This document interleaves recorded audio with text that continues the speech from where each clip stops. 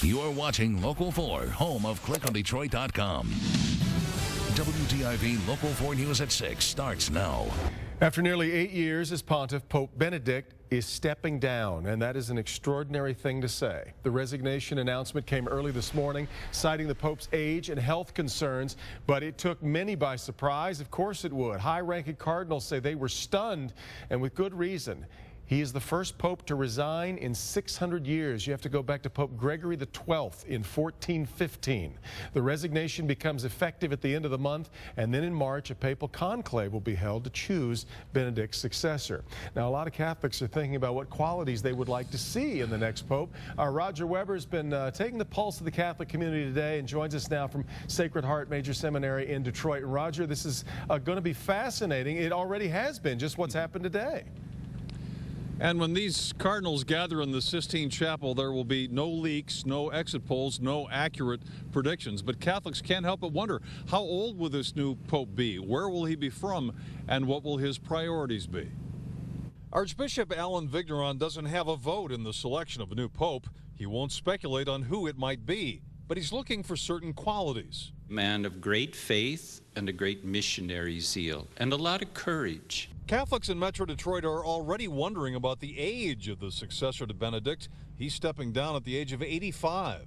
Someone a little bit younger, maybe. You know, it was because of his health and his age that he felt it was too much. Others wonder if a new pope could bring about more change in the church. It faces declining attendance and a shortage of priests. Yeah, getting more priests, more religious in general, and I think if we can have a little bit more open mind about some of those issues, that would be fantastic. The Archbishop says a pope is the steward of church doctrine, not its owner. The Pope cannot make a change. In fact, if he were, that would be a form of dishonesty. And where might the new pope be from? Father John Staudenmaier of the University of Detroit Mercy says the selection of a non-European pope is a real possibility. Where the church is growing by leaps and bounds is the southern hemisphere. That's Asia, Africa, and less so Latin America, I mean, in terms of growth rate. These are cultures that are not even remotely European.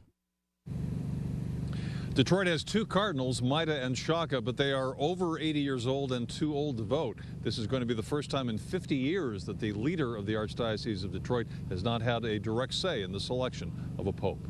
Reporting live in Detroit, I'm Roger Weber, Local 4.